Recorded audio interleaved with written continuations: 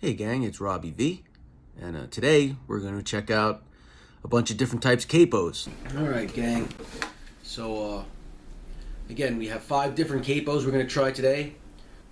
All these capos are available on Amazon, and I'll put the link in the description below. If you like videos like this, subscribe to the channel, and there'll be lots of stuff to watch and learn and things like that.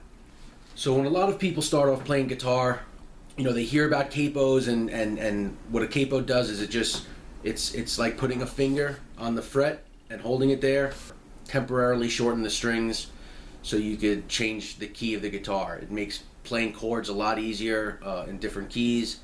If you're not used to using a capo, and I wouldn't even say a beginner, any kind of guitar player, and you feel like your songs are getting a little stale or starting to sound the same, go get yourself a capo and put it anywhere on the fretboard, and then play those same songs you wrote, and they'll sound better. They'll change the way the vocal melodies go and help you get out of a rut, or just make things a little different, get a little creative. Just a change of scenery, so to speak.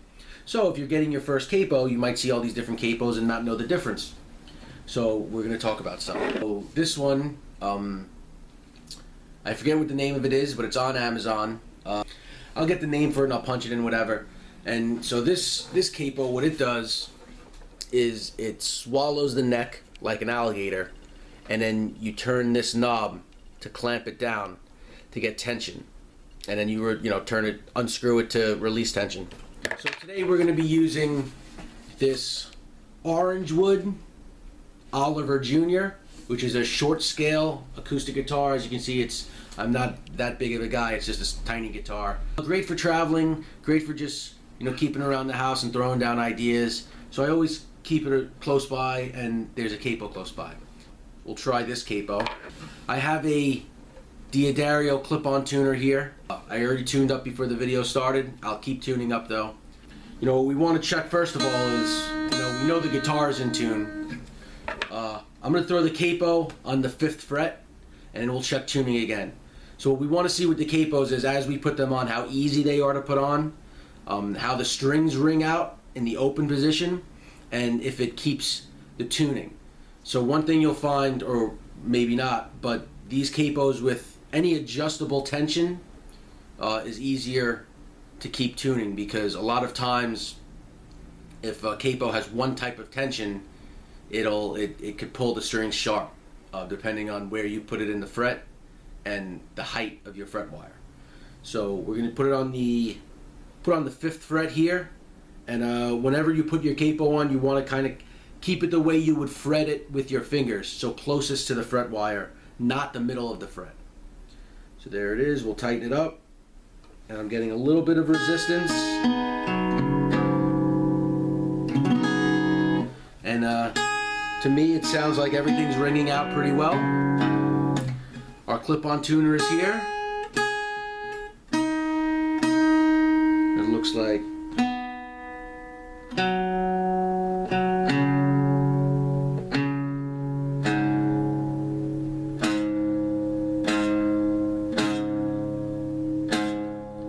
So as you might be able to hear, getting a little bit of buzz on that low string.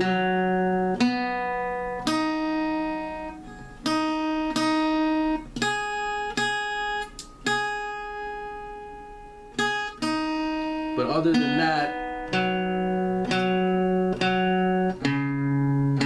everything's pretty good and pretty in tune, other than the one low bass string. So I don't know how you feel about that, but it's just something to consider.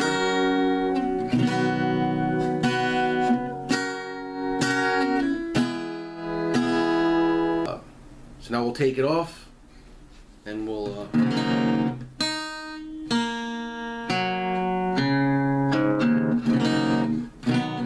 guitar is still in tune. One thing to notice too, a capo like this, you really can't I guess you could put it on the headstock and then tighten it up. Actually, you can do that, so that'll stay. It's not bad, not a bad choice. One thing about it I didn't like was that low E string was a little buzzy, so the clamping mechanism really isn't catching it there. So it might be this capo. Also keep in mind with this capo, it's a flat capo, so there's no radius to it. That top. So every fretboard has a radius, one way or the other. Classical styles guitars are usually flat, which might be what that's for. I don't know. You know, I'll let you guys know, but most guitars have some kind of a curvature to it. So that could be why that low E isn't ringing out, because that's a flat one. Next, this is a Paige capo, and this one has a little latch on the side that you unlatch, open it up, put it under the guitar neck, close it, latch it up, and then use this dial screw underneath to change the tension to accommodate what kind of guitar you have. So you find that the strings are all sharp, lower that tension a little bit, and they'll go back to being in tune. So again, we'll check the tuning. Looks good.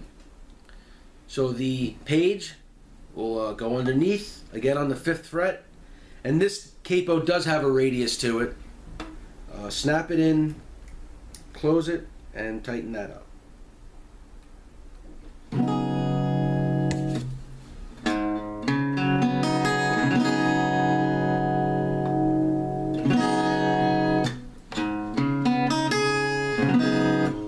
So to me that sounds pretty good. Everything's ringing out pretty well. Again, make sure you have the tension set. It looks like everything's a little sharp, so we'll lower that tension with that screw. And now we are, looks to me, back to being in tune.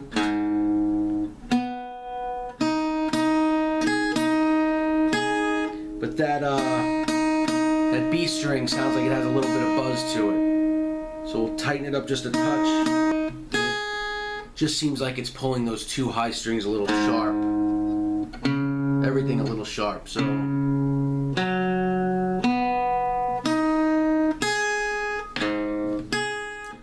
So again, this might have something to do with the radius of the acoustic fretboard and the radius of the Paige. They don't line up, but to me it just sounds like we're getting a little bit of buzz on those high strings. And maybe that low E. Touch, not much, but those high strings for sure.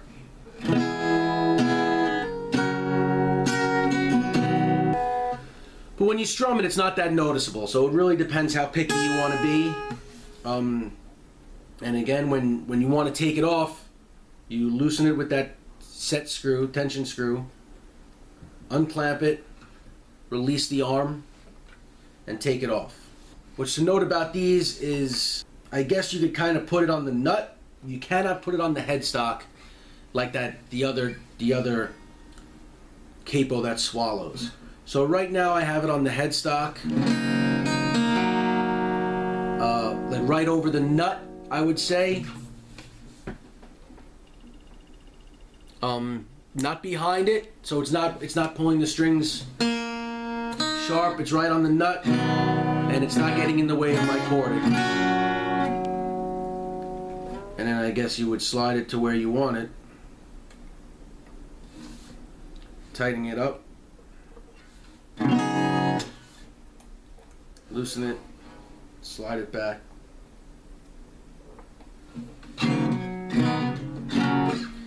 So not bad. That's the Paige capo. Next we'll take a look at this rolling capo that we got from Amazon. So the way this guy works is that you undo the side, swallow the neck, close up, and these springs, which are non-adjustable, keep the tension and keep your capo down. This little rolling wheel, you can use your thumb to move it up and down the neck. Let's see how that works.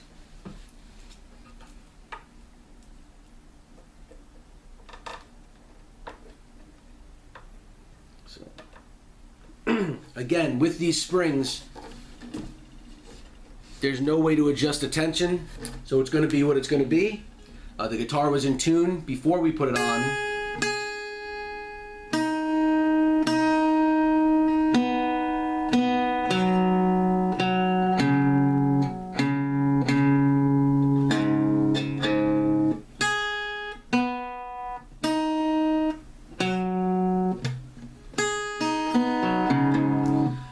And actually, that sounds pretty good. Everything sounds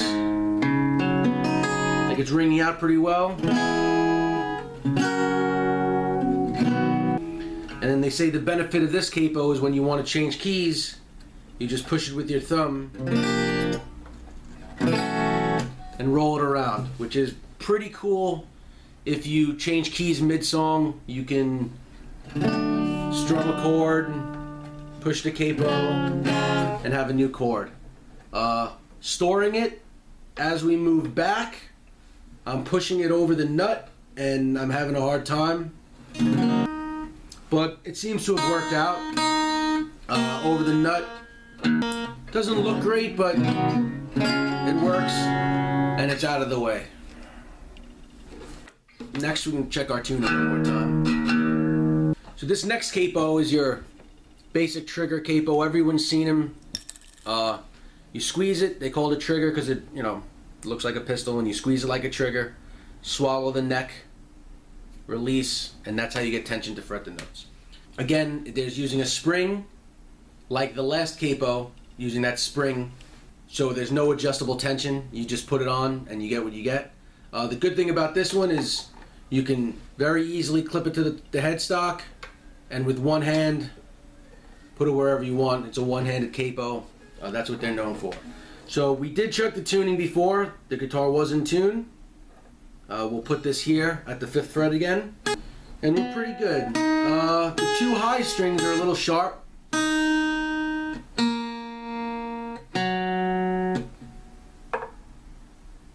So we're getting a little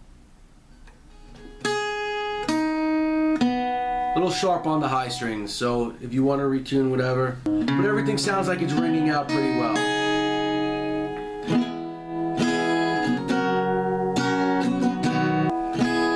And again, done with the song, take it right off with one hand, put it right back on the headstock, and go back to playing guitar the normal way. The next one we're going to play is a SHUBB. This has a slight curvature to it that matches most radius of the fretboards. It's a thick rubber on the top. This also, like an alligator, swallows the fretboard. It has a screw at the bottom to change the tension that holds down the strings. So again, we are in tune. I'm going to put the SHUBB at the 5th fret, clamp it on, and check our tuning.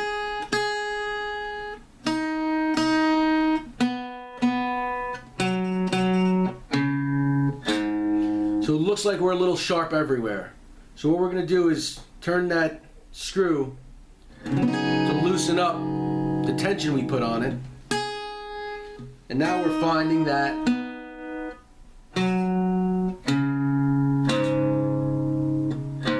everything is perfectly in tune. And every string, including the low E, that 6th string, is ringing out pretty well. Pretty good clarity. And this SHUBB is also very low profile, so it really doesn't get in the way of your hand fretting the chords. Oops. And if you're the type of player that looks down a lot, if you're a beginner or something, this really doesn't get in the way of the other frets and seeing where you're at. Some of the other ones are a little bit bulkier and might get in the way of your fret markers. This one does not.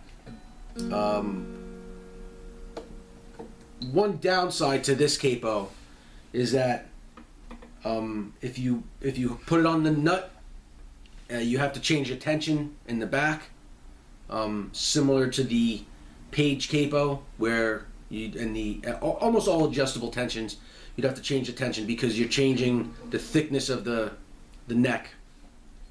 And this one you really can't hang out at the top of the headstock like the other ones. So the SHUBB, which keeps the guitar in tune the best, has the strings ring out the best, in my opinion, and keeps the tune the best, is actually, you know, when you take it off and on, you have to put it in your pocket or put it someplace. It doesn't really attach to the guitar.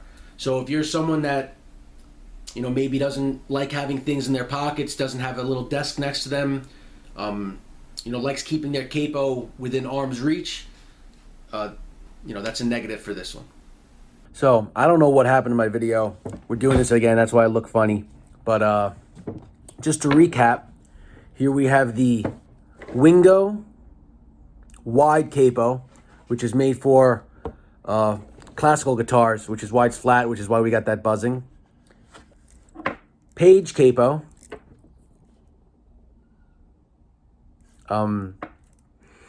which was a little cumbersome with the latches and stuff, but adjustable and worked out pretty well.